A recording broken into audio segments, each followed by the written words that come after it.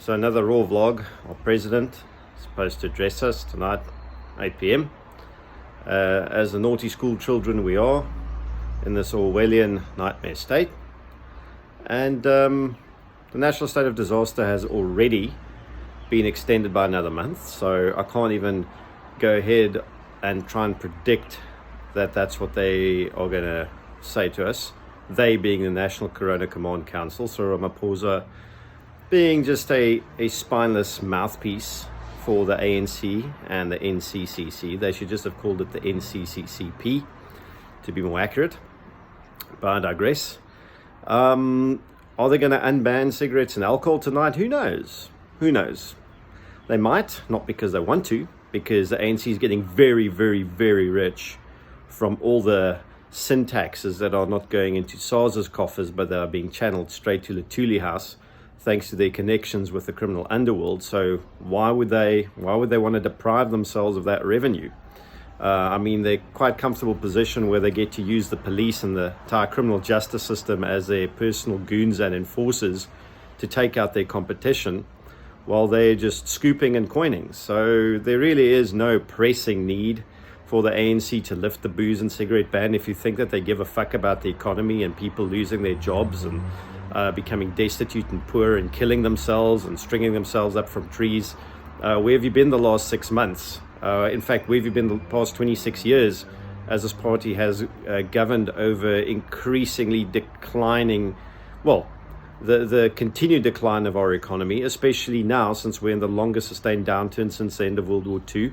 Have you not been paying attention, folks? They're coming for your pensions, they're coming for your healthcare, they're coming for your education, they're coming for every aspect of your private life and your financial life, and they don't give a fuck about you. You're just something to be sucked dry from them. And in the event that they do actually tonight, the president, since Cyril the week, announces to the Republic that we are now, adult enough to be allowed booze and cigarettes again. We've now been responsible, us naughty children. How dare we misbehave? We're now responsible enough again to be allowed these vices under this illegitimate lockdown.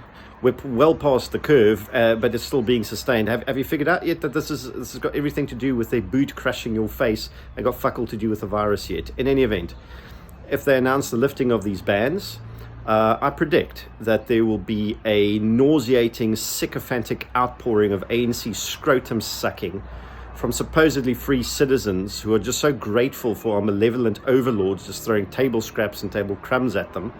I do not have respect for people who enable and celebrate their own enslavement just because their slave master has slightly loosened the choke chain around their children's necks that has been throttling them to death for the past, 6 fucking months. So yeah, it's this never-ending circus of appeasement. Cyril's going to come on the television and just give us more empty, meaningless platitudes in his attempt to justify the unjustifiable murder of our economy and all the citizens contained within.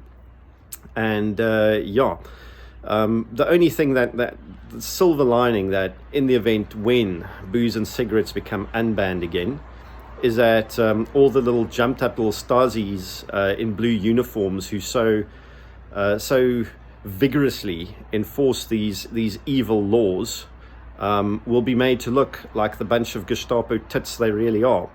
Now, when good men enforce bad and evil laws, they are no longer good men.